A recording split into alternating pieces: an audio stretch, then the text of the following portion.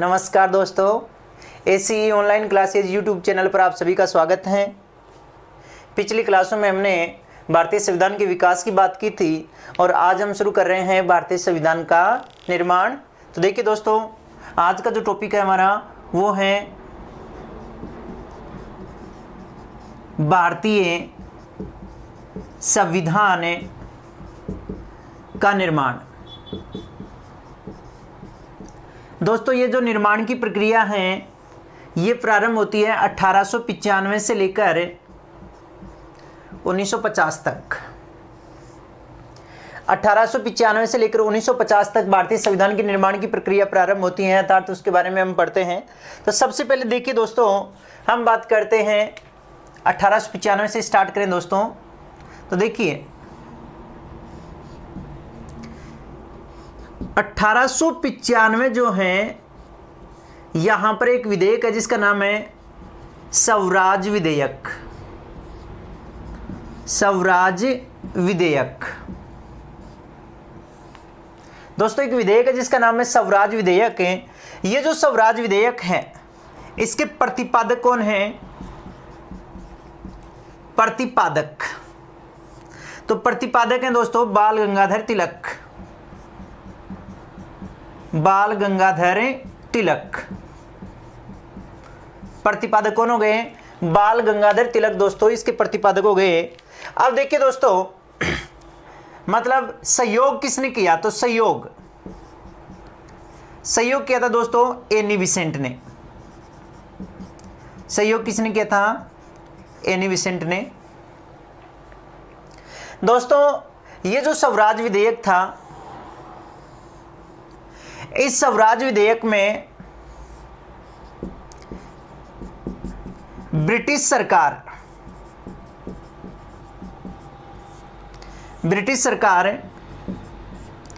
पर स्वराज के लिए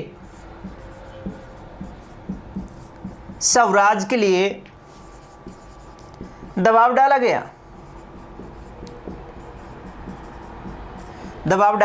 गया।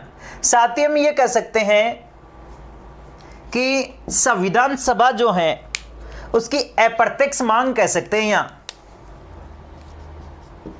संविधान सभा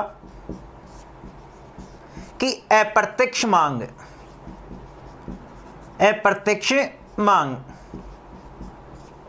तो पहले तो ये कह सकते हैं कि भारतीय संविधान की मांग किस विधेयक में की गई सर्वप्रथम? तो भारतीय संविधान की जो मांग है वह संविधान सभा द्वारा निर्मित, या संविधान सभा की वैसे अप्रत्यक्ष मांग कह सकते हैं दोस्तों। बाकी यहां स्पष्ट नहीं था कि संविधान सभा यहां गठित की जाए। तो देखिए दोस्तों, स्वराज विधेयक था जिसका प्रतिपादक था बाल गंगाधर तिलक, सहयोग किया था एनी बेसेंट ने, और ब्रिटिश सरकार पर स्वराज के लिए दबाव डाला गया था इस विधेयक के माध्यम से। इसके बाद में दोस्तों एक यहां आपको नोट करना है, मैंने एक शब्द का प्रयोग किया है स्वराज। दोस्तों यहां थोड़ा ध्यान देना है, स्वराज शब्द का पहली बार प्रयोग किसने किया? तो देखिए दोस्तों, प्रथम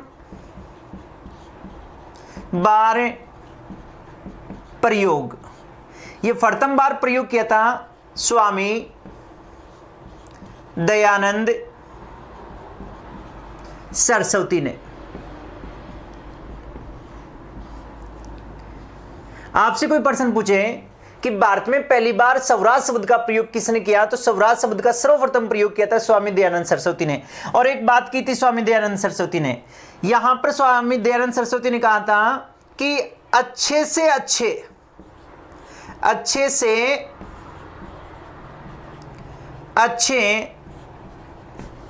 विदेशी शासन से बुरे से बुरा स्वदेशी शासन अच्छा है। अर्थात हम कह सकते हैं स्वामी दयानंद सरस्वती जो थे वह स्वदेशी शासन के पक्षधर थे। उन्होंने पहली बार स्वराज शब्द का प्रयोग किया? तो दोस्तों आपसे कोई प्रश्न पूछे कि स्वराज शब्द का प्रथम बार प्रयोग किसने किया था, तो दोस्तों क्या बताएंगे? स्वामी दयानंद सरस्वती। तो देखिए दोस्तों, भारतीय संविधान की निर्माण प्रक्रिया में सबसे पहले हम पढ़ रहे हैं स्वराज विधेयक। तो ये स्वराज विधेयक कब आया था? 1895 में। स्वराज विधेयक के प्रतिपादक कौन थे? बाल गंगाधर तिलक। ठीक है, सहयोग किसने किया दोस्तों? एनी बेसेंट ने। और इस स्वराज विधेयक के माध्यम से दोस्तों ब्रिटिश सरकार पर स्वराज के लिए दबाव डाला गया, अर्थात कहा गया कि हमें हमारा राज दे दिया जाए, अर्थात हमारे यहाँ संविधान के निर्माण की प्रक्रिया स्टार्ट कर दी जाए। तो हम कह सकते हैं कि ये संविधान सभा की क्या हो गई है दोस्तों? अप्रत्यक्ष मांग की गई है। अर्थात कभी प्रश्न आ जाए कि संविधान सभा की सर्वप्रथम अप्रत्यक्ष मांग किसने की थी? अप्रत्यक्ष मांग, अर्थात प्रत्यक्ष में संविधान सभा नहीं थी, हम कह सकते हैं अप्रत्यक्ष मांग किसने की थी? तो दोस्तों बाल गंगाधर तिलक ने संविधान सभा की अप्रत्यक्ष मांग की थी। दोस्तों इसके बाद में हम आगे बढ़ते हैं, स्क्रीनशॉट ले लीजिए दोस्तों। इसके बाद में देखिए दोस्तों आगे स्वराज जो विधेयक है उसके बाद में एनी बेसेंट और बाल गंगाधर तिलक दोनों ने मिलकर स्वराज के लिए एक आंदोलन चलाया जिसका नाम था होम रूल आंदोलन। होम रूल आंदोलन, ये जो होम रूल आंदोलन था दोस्तों, इस होम रूल आंदोलन के माध्यम से सरकार पर स्वराज के लिए दबाव डाला गया और 2 स्थानों से मतलब होम रूल आंदोलन का संचालन किया गया। तो देखिए दोस्तों, हम बात कर रहे हैं होम रूल आंदोलन की। होम रूल आंदोलन दोस्तों, होम रूल आंदोलन है 1916 का। होम रूल आंदोलन कब हुआ था? 1916। और इनके नेतृत्वकर्ता जो हैं, अगर हम नेतृत्वकर्ता की बात करें तो नेतृत्वकर्ता में दोस्तों एक तो कौन है? बाल गंगाधर तिलक है। बाल गंगाधर तिलक। एक दोस्तों एनी बेसेंट है। Annie Besant. एक कौन है? एनी बेसेंट है। अब देखिए दोस्तों, बाल गंगाधर तिलक जो हैं, इन्होंने जो होम रूल आंदोलन शुरू किया था वो किया था दोस्तों पूना महाराष्ट्र से। पूना महाराष्ट्र से। और एनी बेसेंट ने संचालन किया, वो किया था मद्रास से, मद्रास तमिलनाडु से। दोस्तों आपसे प्रश्न पूछे कि एनी बेसेंट ने होम रूल आंदोलन का नेतृत्व कहां से किया? तो मद्रास से दोस्तों। और बाल गंगाधर तिलक ने होम रूल आंदोलन का नेतृत्व कहां से किया? तो पूना महाराष्ट्र से। अब देखिए दोस्तों, यहां हम बात कर रहे हैं एनी बेसेंट की। ये जो एनी बेसेंट थी दोस्तों, ये मूलतः आयरलैंड की निवासी थी। आयरलैंड की निवासी। इसके अलावा दोस्तों हम बात करें भारतीय राष्ट्रीय स्वतंत्रता संग्राम में, स्वतंत्रता संग्राम में इनकी महत्वपूर्ण भूमिका थी। इनकी महत्वपूर्ण भूमिका थी। फिर दोस्तों ये भी याद रखना है, ये इंडियन नेशनल कांग्रेस आईएनसी की प्रथम महिला अध्यक्ष बनी। प्रथम महिला अध्यक्ष आईएनसी अर्थात इंडियन नेशनल कांग्रेस की प्रथम महिला अध्यक्ष। इन्होंने अध्यक्षता की थी, देखिए 1917 का कोलकाता अधिवेशन। कोलकाता अधिवेशन दोस्तों यही याद रख लीजिए, जो इनकी पुस्तक कई बार पूछी जाती हैं या समाचार पत्र कहते हैं। तो देखिए एक तो था कॉमनवेल्थ समाचार पत्र और एक था न्यू इंडिया। ये तो दोस्तों बात हो गई किसकी? एनी बेसेंट की दोस्तों। इसके बाद में दोस्तों बाल गंगाधर तिलक के बारे में देखिए दोस्तों, बाल गंगाधर तिलक ने क्या कहा दोस्तों, देखिए बाल गंगाधर तिलक ने कहा स्वराज्य मेरा जन्मसिद्ध अधिकार है, स्वराज्य मेरा जन्मसिद्ध अधिकार है,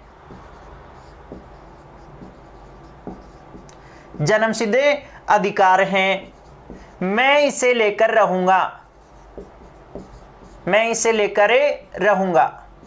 यह खूब बार आ जाता है दोस्तों एग्जाम में कि किसने कहा था ऐसा, मैं इसे लेकर रहूंगा, स्वराज्य मेरा जन्मसिद्ध अधिकार है, मैं इसे लेकर रहूंगा, ऐसा किसने कहा था, बाल गंगाधर तिलक ने दोस्तों कहा था। साथ ही यह भी याद रख लीजिए दोस्तों, बाल गंगाधर तिलक जो है, इनकी अगर बुक्स की हम बात करें, बुक्स की बात करें तो दोस्तों इनकी दो बुक्स हैं। एक आपने नाम सुना होगा गीता रहस्य, दूसरी इनकी पुस्तक है the Arctic home of the Aryans, of the Aryans, the Arctic home of the Aryans. इसमें आर्यों के मूल निवास के बारे में बताया है कि आर्य कहां से भारत आए थे, उत्तरी ध्रुव से भारत आए थे दोस्तों। अब देखिए होम रूल आंदोलन के माध्यम से ब्रिटिश सरकार पर स्वराज के लिए दबाव डाला गया और दो स्थानों पर होम रूल आंदोलन का संचालन किया गया दोस्तों। दो स्थान कौन से हो गए, एक हो गया पूना और एक हो गया मद्रास। दोस्तों आपसे पूछे जाए पूना में होम रूल आंदोलन का नेतृत्व किसने किया था, तो बाल गंगाधर तिलक ने। मद्रास में होम रूल आंदोलन का नेतृत्व किसने किया था, तो एनी बेसेंट ने। अब दोस्तों आपके दिमाग में एक प्रश्न आना चाहिए कि एनी बेसेंट कौन थी, तो दोस्तों एनी बेसेंट आयरलैंड की निवासी थी। कहां की थी, मूलतः निवासी आयरलैंड की थी और उनका भारतीय स्वतंत्रता संग्राम में महत्वपूर्ण योगदान था। भारतीय राष्ट्रीय कांग्रेस की प्रथम महिला अध्यक्ष बनने वाली भी एनी बेसेंट थी और उन्होंने दो पत्रिकाएं लिखी, एक का नाम कॉमनवेल्थ और एक का नाम न्यू इंडिया। साथ ही ध्यान दें बाल गंगाधर तिलक जिन्होंने एक नारा दिया था कि स्वराज्य मेरा जन्मसिद्ध अधिकार है, मैं इसे लेकर रहूंगा। दोस्तों इनकी बुक्स हैं गीता रहस्य और the Arctic home of the Aryans. इसके बाद में दोस्तों हम आगे बढ़ते हैं तो भारत में एक आंदोलन आता है 1920 से 22 में जिसका नाम है असहयोग आंदोलन। असहयोग आंदोलन, उस असहयोग आंदोलन का जो नेतृत्व किया था वो किया था महात्मा गांधी ने। किसने किया था, महात्मा गांधी ने। असहयोग आंदोलन जो है, उस असहयोग आंदोलन के दौरान 5 जनवरी 1922 ईस्वी की बात है, 5 जनवरी 1922, 5 जनवरी 1922 दोस्तों गांधी जी ने कहा कि भारतीय संविधान का निर्माण, भारतीय संविधान का निर्माण भारतीयों द्वारा होना चाहिए, भारतीयों द्वारा होना चाहिए।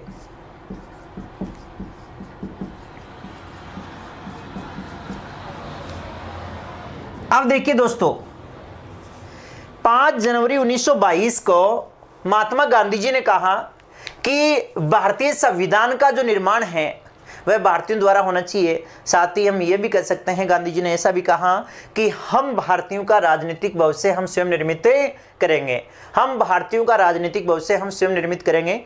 इसके बाद में दोस्तों एक पार्टी आती है जिसका नाम आपने कभी पढ़ा हो, स्वराज पार्टी। स्वराज पार्टी दोस्तों, स्वराज पार्टी जो है वो गठित हुई थी मार्च 1923 में, मार्च 1923। और इनके जो संस्थापक थे, संस्थापक दोस्तों नाम सुना है आपने, CR दास व मोतीलाल नेहरू, मोतीलाल नेहरू। अब मोतीलाल नेहरू जो हैं, मोतीलाल नेहरू ने, अब देखिए दोस्तों यहां से आ जाइए 1924 ईस्वी में मोतीलाल नेहरू ने, मोतीलाल नेहरू ने केंद्रीय विधानमंडल में एक प्रस्ताव रखा, केंद्रीय विधानमंडल में एक प्रस्ताव रखा।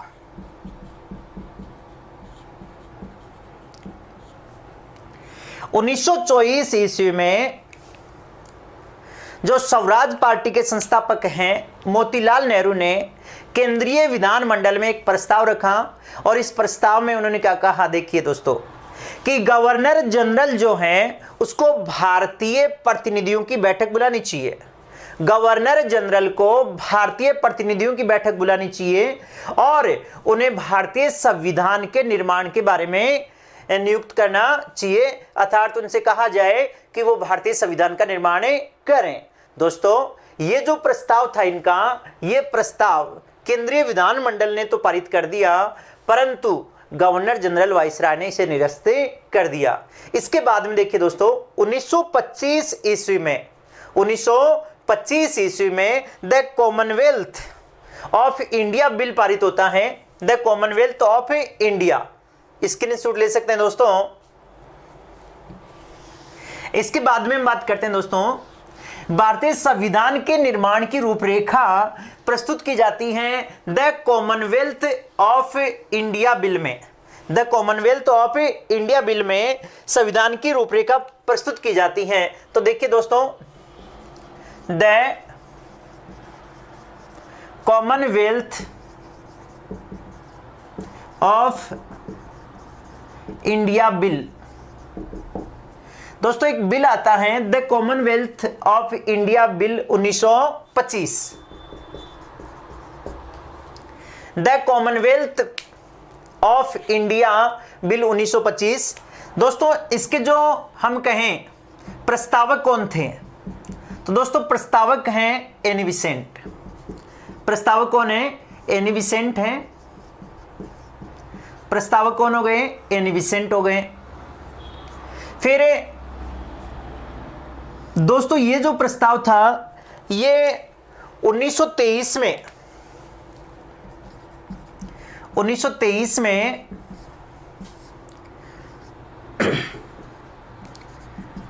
कार्यकारी या हम कह सकते हैं सर्वदलीय सम्मेलन में रखा गया। सर्वदलीय सम्मेलन में रखा गया ये प्रस्ताव, और रखा किसने था? एनी बेसेंट ने। कार्यकारी या सर्वदलीय सम्मेलन में इस प्रस्ताव को रखा गया 1923 में। इसकी अध्यक्षता किसने की थी? तो अध्यक्षता की थी तेज बहादुर सप्रू। तेज बहादुर सप्रू के द्वारा अध्यक्षता की गई। देखिए दोस्तों ध्यान दें, प्रश्न क्या बना यहां से? प्रश्न बना दोस्तों कि the Commonwealth of India bill कब पारित किया गया? तो 1925 में। किसने पारित किया? एनी बेसेंट ने। यह प्रस्ताव सर्वप्रथम कब रखा गया? तो 1923 के सर्वदलीय सम्मेलन में यह प्रस्ताव रखा गया। उस सम्मेलन की अध्यक्षता किसने की थी? तेज बहादुर सप्रू ने इस सम्मेलन की क्या की थी? अध्यक्षता की थी दोस्तों। इसके बाद में देखिए दोस्तों, ये जो कॉमनवेल्थ ऑफ इंडिया बिल है ये दोबारा रखा जाएगा। जो राष्ट्रीय सम्मेलन होगा, एक राष्ट्रीय सर्वदलीय सम्मेलन 1925। राष्ट्रीय सर्वदलीय सम्मेलन 1925। अध्यक्षता करेंगे दोस्तों इसकी अध्यक्षता। अगर अध्यक्षता की बात करें तो इसकी अध्यक्षता करेंगे महात्मा गांधी। अध्यक्षता कौन करेंगे? महात्मा गांधी ने इसकी अध्यक्षता की। राष्ट्रपिता महात्मा गांधी ने राष्ट्रीय सर्वदलीय सम्मेलन 1925 की अध्यक्षता की। इस सम्मेलन में क्या कहा गया? देखिए इस सम्मेलन में द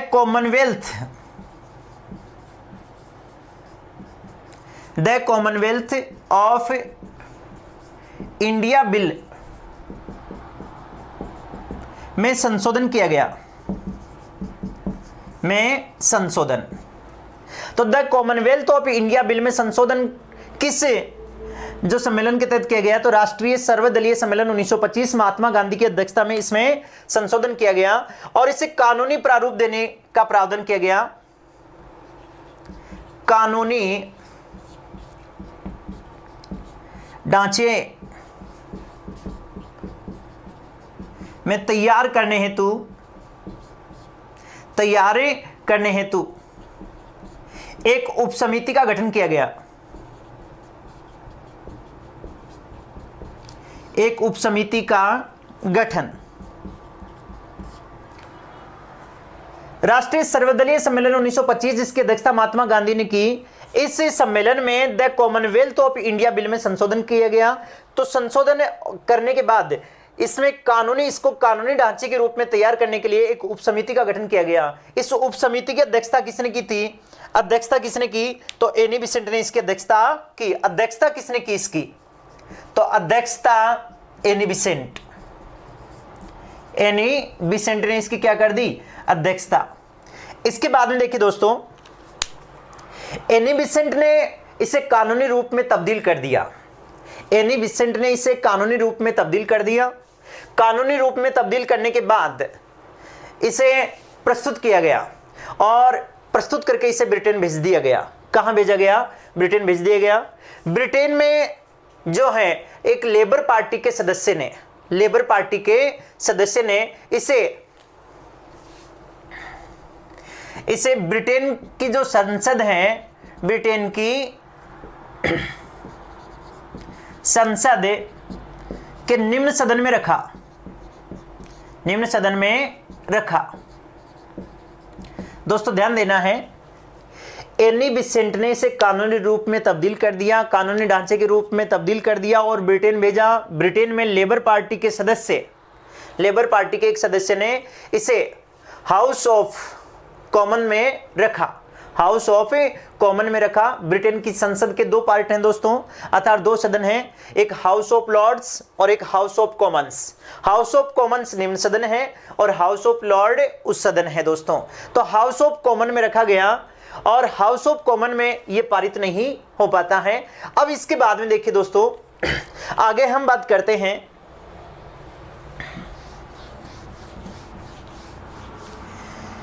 1919 में दोस्तों एक अधिनियम आया था जिसका नाम था मांगटेंगी-चेम्सफोर्ड अधिनियम। और जब यह पारित हुआ था उस समय कहा गया था कि 10 वर्ष बाद भारत में एक आयोग गठित किया जाएगा जो 1919 के अधिनियम की समीक्षा करेगा। उसके लिए दोस्तों 1927 में, 2 साल पहले ही 1927 में साइमन कमीशन का गठन। 1927 में साइमन कमीशन का क्या कर दिया गया? गठन।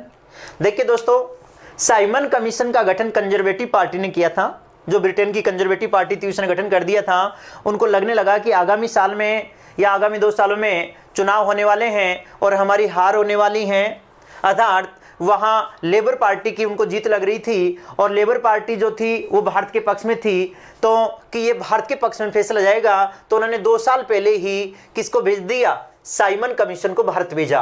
अब ये जो साइमन कमीशन है दोस्तों, ये एक 7 सदस्यीय आयोग था। 7 सदस्यीय आयोग, 7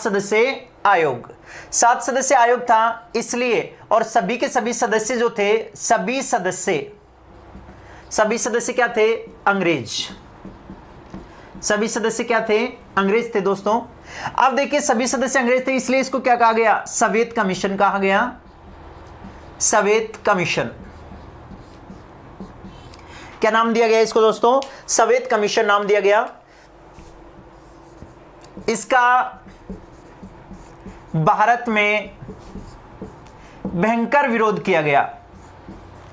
भयंकर विरोध,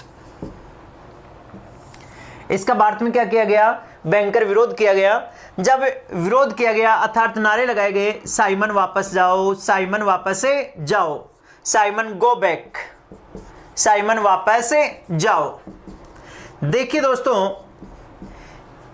इसी समय साइमन कमीशन के विरोध में लाला लाजपत राय की मृत्यु हो जाती है। लाला लाजपत राय की पुलिस लाठियों के दौरान मृत्यु हो जाती है। लाला लाजपत राय को हम शेरे पंजाब के नाम से जानते हैं। लाला लाजपत राय को किस नाम से जानते हैं? शेरे पंजाब के नाम से जानते हैं। इतनी प्रतिक्रिया होने के बाद में देखिए, भारत मंत्री था एक, भारत मंत्री, या हम ये भी कह सकते हैं भारत सचिव, भारत सचिव, जिसका नाम था दोस्तों ब्रेकन हेड। कौन था? ब्रेकन हेड, ब्रेकन हेड। इन्होंने व्यंग्यात्मक टिप्पणी की, व्यंग्यात्मक टिप्पणी की, अर्थात इन्होंने कहा अगर तुम भारतीय संविधान बनाना चाहते हो तो एक ऐसी रिपोर्ट प्रस्तुत कीजिए, एक ऐसा संविधान बनाकर हमें प्रारूप कीजिए, अर्थात एक ऐसी रिपोर्ट हमें प्रस्तुत कीजिए जो सभी दलों को मान्य हो। तो देखिए, इस पर प्रतिक्रिया की किसने? मोतीलाल नेहरू ने, और मोतीलाल नेहरू ने नेहरू रिपोर्ट प्रस्तुत कर दी दोस्तों, नेहरू रिपोर्ट। तो देखिए दोस्तों, आगामी जो टॉपिक है हमारा वो आ जाएगा नेहरू रिपोर्ट। तो नेहरू रिपोर्ट जो है, ब्रेकन हेड की व्यंग्यात्मक टिप्पणी के बाद मोतीलाल नेहरू ने प्रस्तुत की थी। दोस्तों यहां ध्यान देना है, मोतीलाल नेहरू की नेहरू रिपोर्ट है दोस्तों। बहुत बार प्रश्न पूछा जाता है नेहरू रिपोर्ट किसने प्रस्तुत की? ऑप्शन में जवाहरलाल नेहरू भी आता है। बहुत से विद्यार्थी जवाहरलाल नेहरू ऑप्शन में जो आंसर देकर उनका दे देते हैं, वो गलत है दोस्तों। जो आगे आ रहा है वो है नेहरू रिपोर्ट, नेहरू रिपोर्ट। दोस्तों नेहरू रिपोर्ट जो है 10 अगस्त 1928 को प्रस्तुत की गई। 10 अगस्त 1928 को प्रस्तुत की गई। किसके द्वारा? तो भाई मोतीलाल नेहरू, मोतीलाल नेहरू। ये दोस्तों कॉमनवेल्थ ऑफ इंडिया बिल था, उसी को लेकर तैयार की गई थी। ये सभी दलों को मान्य थी, केवल मुस्लिम लीग के मोहम्मद अली जिन्ना को छोड़कर। दोस्तों मोहम्मद अली जिन्ना ने इसका विरोध किया। विरोध करने के बाद ये पारित नहीं हो पाए, पारित नहीं हो पाए, परंतु संविधान का ब्लूप्रिंट कहलाई, परंतु संविधान का ब्लूप्रिंट कहलाई, संविधान का ब्लूप्रिंट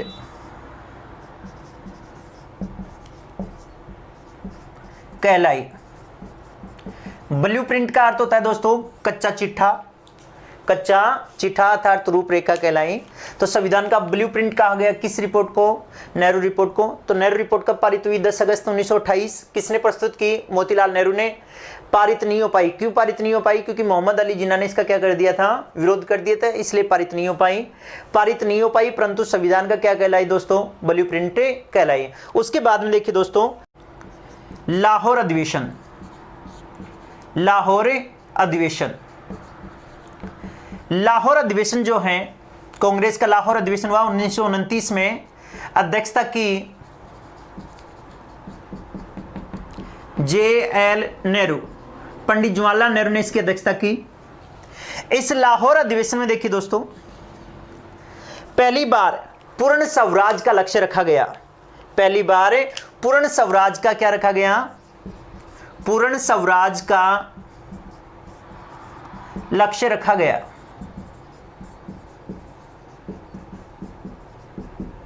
पूर्ण स्वराज का लक्ष्य रखा गया। दोस्तों आपसे पूछ ले, पूर्ण स्वराज का लक्ष्य किस अधिनियम में रखा गया था? तो लाहौर अधिवेशन 1929 में पूर्ण स्वराज का लक्ष्य रखा गया था। दोस्तों ये जो अधिवेशन था, इस अधिवेशन में गांधी जी ने, जवाहरलाल नेहरू ने कहा कि हमें पूर्ण स्वराज चाहिए, पूर्ण स्वराज से कम हम किसी भी शर्त पर मान्य नहीं है। और इसके बाद में दोस्तों 26 जनवरी 1930 को पहला पूर्ण स्वराज दिवस मनाया गया, रावी नदी के तट पर तिरंगा झंडा पहनाकर। दोस्तों 26 जनवरी 1930 को याद रखेंगे, 26 जनवरी 1930, 26 जनवरी 1930 को पहला पूर्ण स्वराज दिवस मनाया गया। या हम ये भी कह सकते हैं कि भारत का प्रथम स्वतंत्रता दिवस मनाया गया। दोस्तों आगे चलकर जब हम आज़ाद हो गए, जब हमारा संविधान लागू हो गया, तो 26 जनवरी 1950 को हमारा संविधान लागू किया गया। तो 26 जनवरी को प्रतिवर्ष हम गणतंत्र दिवस के रूप में मनाते हैं दोस्तों। इसके बाद में दोस्तों आगामी जो अधिवेशन होता है वो होता है कराची अधिवेशन 1931। कराची का अधिवेशन 1931, जिसकी अध्यक्षता सरदार पटेल करेंगे दोस्तों, सरदार पटेल। अब ये जो कराची अधिवेशन है, इस कराची अधिवेशन में पहली बार मौलिक अधिकारों की मांग की गई। पहली बार मौलिक अधिकारों की मांग की गई किस अधिवेशन में? कराची अधिवेशन में। साथ ही इसी अधिवेशन में देखो दोस्तों, मतलब जो समाजवादी नेता था मानवेंद्र नाथ रॉय, उन्होंने एक रूपरेखा प्रस्तुत की संविधान सभा की। उन्होंने एक रूपरेखा प्रस्तुत की संविधान सभा की। और उसके बाद में देखिए दोस्तों, यहां एक याद रखना है, कराची अधिवेशन, कराची अधिवेशन, कराची अधिवेशन जो था वो हुआ था 1931। और अध्यक्षता करने वाले कौन थे? अध्यक्षता सरदार पटेल, सरदार पटेल। इसके अलावा इस अधिवेशन में किनकी मांग की गई? मौलिक अधिकारों की मांग की गई। मौलिक अधिकारों की मांग की गई।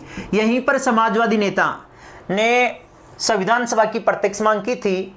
पर आगे ध्यान रखें, संविधान सभा की प्रत्यक्ष मांग कब की गई? तो यह जरूर ध्यान रखना है, 1934 में एमएन रॉय ने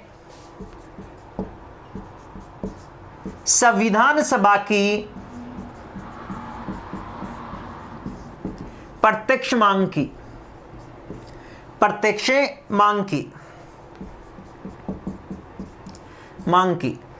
किन्होंने? एमएन रॉय ने। 1934 में एमएन रॉय ने संविधान सभा की प्रत्यक्ष मांग की। दोस्तों एक पर्सन यहां साथ ही याद कर लीजिए, M N Roy Communist Party of India का संस्थापक है, सीपीआई का संस्थापक। कम्युनिस्ट पार्टी ऑफ इंडिया का संस्थापक कौन है? एमएन रॉय। 1925 में कम्युनिस्ट पार्टी ऑफ इंडिया गठन किया गया था। संस्थापक कौन है? एमएन रॉय, मानवेंद्र नाथ रॉय। तो दोस्तों आपसे ये प्रश्न पूछा जाए कि मौलिक अधिकारों की मांग सर्वप्रथम किस अधिवेशन में की गई? तो कांग्रेस अधिवेशन, कराची का कांग्रेस अधिवेशन। अध्यक्षता किसने की थी? सरदार पटेल ने। इसी अधिवेशन में मानवेंद्र नाथ रॉय ने जो है संविधान सभा की प्रत्यक्ष मांग की रूपरेखा तैयार की थी। और यह रूपरेखा कब प्रस्तुत की थी? तो एमएन रॉय ने 1934 में संविधान सभा की प्रत्यक्ष मांगे की। उसके बाद में देखिए दोस्तों, 1936 का जो फैजपुर अधिवेशन होगा, 1936 का फैजपुर अधिवेशन होगा। इस फैजपुर अधिवेशन की अध्यक्षता करेंगे पंडित जवाहरलाल नेहरू। तो अगला जो अधिवेशन आएगा वो कौन सा आएगा? फैजपुर अधिवेशन 1936। इस फैजपुर अधिवेशन में कहा गया दोस्तों कि वयस्क मताधिकारों के द्वारा संविधान सभा का क्या होना चाहिए? गठन होना चाहिए। वयस्क मतदाताओं के द्वारा कह दे या वयस्क मताधिकारों के द्वारा, अर्थात 1936 का फैजपुर अधिवेशन। ये फैजपुर जो है वो महाराष्ट्र में पड़ता है दोस्तों। फैजपुर कहां पड़ता है? महाराष्ट्र में पड़ता है फैजपुर अधिवेशन। इस फैजपुर अधिवेशन की अध्यक्षता किसने की थी? अध्यक्षता की थी जवाहरलाल नेहरू ने। जवाहरलाल नेहरू ने फैजपुर अधिवेशन की अध्यक्षता की। ये जो फैजपुर अधिवेशन है, इस अधिवेशन में कहा गया दोस्तों, देखिए कि संविधान सभा वयस्क मतदाताओं द्वारा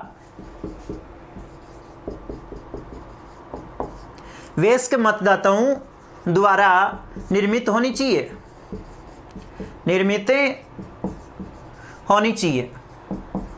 वयस्क मतदाताओं द्वारा निर्मित होनी चाहिए। साथ ही संविधान सभा वयस्क मतदाताओं के द्वारा क्या होनी चाहिए? निर्मित होनी चाहिए। और संविधान सभा ही किसका निर्माण करेगी? भारतीय संविधान का निर्माण करेगी। उसके बाद में दोस्तों अगला जो अधिवेशन होता है वो होता है 1938 का हरिपुरा अधिवेशन, हरिपुरा अधिवेशन 1938। हरिपुरा अधिवेशन में पुनः संविधान सभा की मांग की गई। हरिपुरा अधिवेशन, अब देखो दोस्तों इसकी अध्यक्षता किसने की थी? अध्यक्षता तो सुभाष चंद्र बोस ने, सुभाष चंद्र बोस। दोस्तों इसी अधिवेशन में जो प्रजामंडल आंदोलन है उसका प्रस्ताव भी पारित हुआ था। पर इस अधिवेशन में हमें संविधान से रिलेटेड अगर लेकर हम बात करें तो यहां संविधान सभा, संविधान सभा के गठन की पुनः बात की गई, गठन की पुनः बात की गई। दोस्तों इस अधिवेशन में कहा गया कि भारतीय संविधान सभा, कि भारत की संविधान सभा जो है वह भारतीयों द्वारा क्या होनी चाहिए? निर्मित होनी चाहिए। अर्थात भारतीय संविधान भारतीयों द्वारा निर्मित होनी, भारतीय संविधान भारतीयों के द्वारा निर्मित होना चाहिए, ऐसा यहां कहा जाता है हरिपुरा अधिवेशन में। अब देखिए इस बात की जो स्वीकृति देता है वो कौन दे देता है? गांधी जी। स्वीकृति, स्वीकृति कौन देता है? तो स्वीकृति कौन देता है? महात्मा गांधी।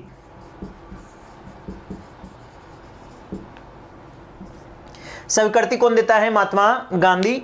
महात्मा गांधी जी ने अपनी जो पत्रिका है हरिजन, महात्मा गांधी जी की पत्रिका कौन सी है? हरिजन। तो देखिए दोस्तों महात्मा गांधी, महात्मा गांधी की पत्रिका कौन सी हो गई? पत्रिका हरिजन। इस हरिजन पत्रिका में एक लेख पारित किया, हरिजन पत्रिका में एक लेख पारित किया गया जिसका नाम था the only way, the only way. इस लेख में क्या कहा उन्होंने? इस लेख में कहा उन्होंने, तो देखिए इस लेख में उन्होंने कहा कि भारतीय संविधान, भारतीय संविधान भारतीयों या भारतीय लोगों के मस्तिष्क का दर्पण होना चाहिए, मस्तिष्क का दर्पण होना चाहिए। अर्थात बात दोस्तों यही आ गई कि भारतीय संविधान भारतीय लोगों द्वारा निर्मित होना चाहिए। गांधी जी ने कहा कि भारतीय संविधान जो है भारतीय लोगों के द्वारा क्या होना चाहिए? भारतीय लोगों के मस्तिष्क का क्या होना चाहिए? दर्पण होना चाहिए। ऐसा किसने कहा था? गांधी जी ने कहा था दोस्तों। 1939 की बातें हैं दोस्तों, 1939। ये लेख कब पारित किया गया था? 1939 में, द ओनली वे। दोस्तों याद रखना है 1936 का फेजपुर अधिवेशन जो है वो गांव में संपन्न होने वाला कांग्रेस का पहला अधिवेशन था और इस अधिवेशन की अध्यक्षता पंडित जवाहरलाल नेहरू ने की थी। इस अधिवेशन की अध्यक्षता किसने की थी? पंडित जवाहरलाल नेहरू ने इस अधिवेशन की अध्यक्षता की थी। फिर हम बात करें दोस्तों, संविधान सभा वयस्क मतदाताओं के द्वारा निर्मित होनी चाहिए। दोस्तों यहां कहा गया कि संविधान सभा जो है वयस्क मतदाताओं के द्वारा निर्मित होनी चाहिए। साथ ही हम बात करें उसके बाद में 1936 के बाद में 1938 में कांग्रेस का हरिपुरा अधिवेशन हुआ जिसकी अध्यक्षता की थी सुभाष चंद्र बोस ने। किसने की थी? सुभाष चंद्र बोस ने अध्यक्षता की। और सुभाष चंद्र बोस की अध्यक्षता में यहां कहा गया कि संविधान सभा जो है, संविधान सभा का गठन किया जाए। यहां पर ये पुनः चर्चा हो गई और साथ ही ये भी कहा गया कि संविधान सभा जो है भारतीयों के द्वारा क्या होनी चाहिए? निर्मित होनी चाहिए, भारतीयों के द्वारा निर्मित होनी चाहिए। और साथ ही भारतीयों के द्वारा निर्मित होनी चाहिए तो गांधी जी ने भी कहा कि संविधान सभा हमारे यहाँ ऐसी होनी चाहिए।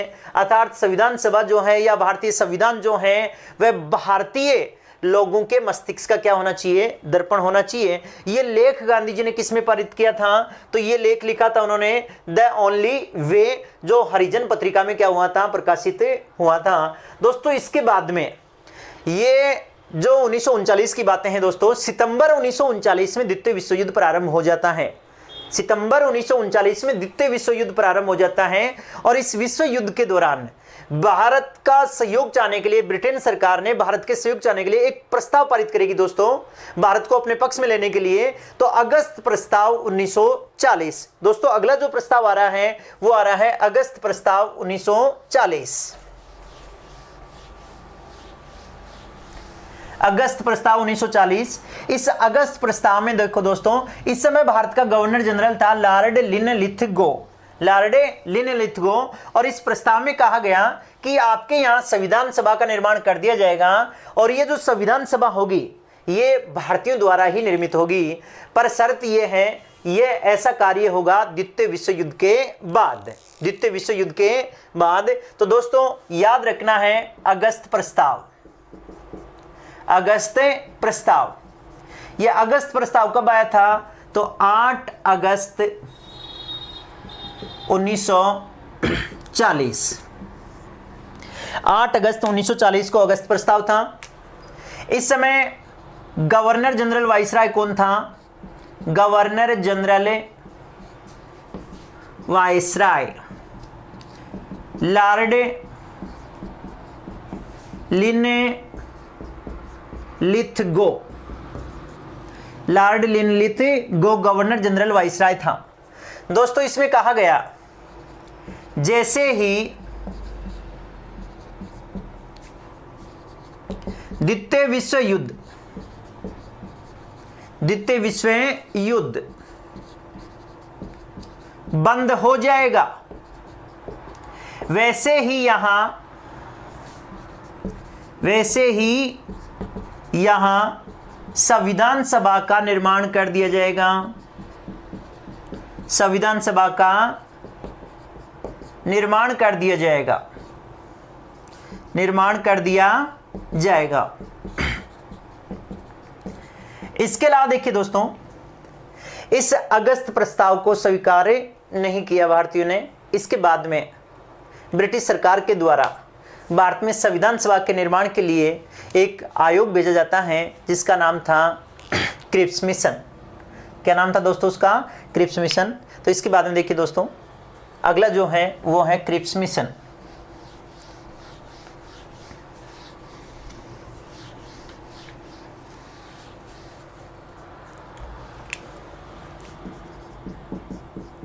Cripps Mission 1942, Cripps Mission 1942। देखिए दोस्तों कई जगह 22 मार्च दे रखा है, कई जगह 23 मार्च दे रखा है। क्रिप्स मिशन 1942 अर्थात मार्च 1942। हम बात कर लेते हैं 23 मार्च 1942 को क्रिप्स मिशन भारत अर्थात दिल्ली पहुंचा और 30 मार्च 1942 को इन्होंने अपनी रिपोर्ट प्रस्तुत की। क्रिप्स मिशन जो है 1942 में गठित किया गया अर्थात हम कह दें 23 मार्च 1942 को दिल्ली आया, 30 मार्च 1942 को इन्होंने अपनी रिपोर्ट प्रस्तुत की और साथ ही इन्होंने क्या कहा देखिए दोस्तों कि आपके यहाँ संविधान सभा का निर्माण कर दिया जाएगा, संविधान सभा का निर्माण कर दिया जाएगा जैसे ही द्वितीय विश्व युद्ध बंद हो जाएगा। तो दोस्तों यह भी स्वीकार नहीं हुआ अर्थात दोस्तों इस पर टिप्पणी की गांधी जी ने। क्या कहा देखिए दोस्तों गांधी जी ने कहा, अब देखिए दोस्तों गांधी जी ने क्या कहा कि यह उत्तर तिथीय चेक है। क्या है? उत्तर तिथीय चेक अर्थात post dated cheque, post dated cheque. Gandhi ji ने इसे किसकी संज्ञा दी? पोस्ट डेटेड चेक अर्थात कि ये आपका जो प्रस्ताव है एक ऐसा प्रस्ताव है अर्थात वह उस चेक की बात है जिस चेक की तिथि ही निकल चुकी हो, अब ये किसी काम का नहीं। अब जेएल नेहरू ने क्या किया? जेएल नेहरू ने इसमें दिवालिया शब्द और जोड़ दिया, दिवालिया अर्थात जवाहरलाल नेहरू ने कहा कि यह चेक एक ऐसा चेक है जिसका बैंक क्या हो चुका है? दिवालिया हो चुका है, जिसका बैंक क्या हो चुका है? दिवालिया हो चुका है। तो ये था दोस्तों क्रिप्स मिशन 1942 का। क्रिप्स मिशन के बाद दोस्तों 1945 में वावेल ने एक योजना तैयार की। जो भारत का गवर्नर जनरल वाइसराय था उन्होंने 1945 में एक योजना तैयार की जिसका नाम है वावेल योजना। क्या नाम है? वावेल योजना। तो अगले जो है अगर हम बात करते हैं वावेल योजना, वावेल योजना, ये वावेल योजना कब की है? 1945 की। वावेल ने ये योजना शिमला में प्रस्तुत की तो इसे हम बोलते हैं शिमला सम्मेलन। शिमला सम्मेलन भी कह देते हैं, शिमला सम्मेलन 1945। तो दोस्तों ध्यान रखना है, वावेल योजना और शिमला सम्मेलन कब के हैं? 1945 के। इनमें कहा गया कि गवर्नर जनरल की जो कार्यकारिणी परिषद है उसका पुनर्गठन किया जाए, और गवर्नर जनरल की ये जो परिषद है इसमें एक तो गवर्नर जनरल वाइसराय होगा और एक जो चीफ कमांडर अर्थात भारतीय सेना का जो प्रमुख होगा वो होगा। इसके अलावा अन्य जो सदस्य होंगे वो भारतीय होंगे, ये इसमें ऐसा कहा गया। और ये भी कहा गया कि ये जो परिषद होगी इसमें जो सदस्य होंगे ये हिंदू और मुस्लिम दोनों समुदायों के बराबर होंगे, परंतु यह भी सक्सेस नहीं हुई। वावेल योजना शिमला सम्मेलन भी क्या हो जाता है? असफल हो जाता है। इसके बाद में दोस्तों 1945 ईस्वी में ब्रिटेन में चुनाव होते हैं और चुनाव में लेबर पार्टी विजयी होती है। लेबर पार्टी विजयी होने के बाद भारत में संविधान सभा के निर्माण के लिए कैबिनेट मिशन भारत भेजेगी। कैबिनेट मिशन भारत भेजेगी। दोस्तों लेबर पार्टी विजय से पहले लेबर पार्टी ने घोषणा की थी, अपने एजेंडा में शामिल किया था कि अगर हम जीतेंगे तो भारत को स्वतंत्र कर देंगे। तो दोस्तों भारत को स्वतंत्र कर देंगे, साथ ही उन्होंने कहा भारत में संविधान का निर्माण भी हम करेंगे। तो 1946 ईस्वी में उन्होंने कैबिनेट मिशन की नियुक्ति करके भारत भेजा, जो तो एक 3 सदस्य आयोग था। दोस्तों आज की क्लास में इतना ही। आगामी क्लास हम बात करेंगे कैबिनेट मिशन किस प्रकार से भारत आया, कितने सदस्य थे और उन्होंने भारतीय संविधान के निर्माण की किस प्रकार से रूपरेखा रखी और किस प्रकार से भारतीय संविधान का निर्माण हुआ। ये आगामी क्लास में हम बात करेंगे दोस्तों। नमस्ते दोस्तों, ठीक है, बाय।